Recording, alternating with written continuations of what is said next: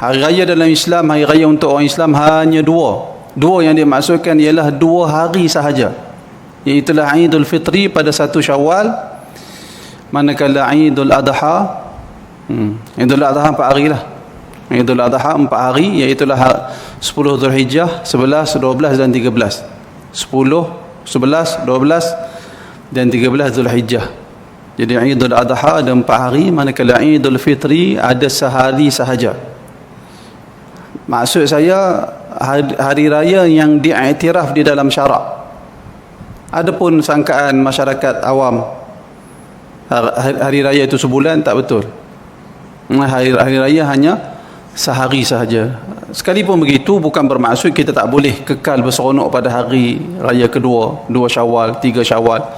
Bukan bermaksud tak boleh kekal berseronok pada hari-hari tersebut. Boleh, tetapi hari raya yang diiktiraf di dalam syarak ialah hari raya Aidul Fitri. Bagi hari raya Aidul Fitri hanya sehari saja. Sebab tu pada 1 Syawal itu kita diharamkan berpuasa. Pada 1 Syawal itu ada salat hari raya, ada khutbah hari raya.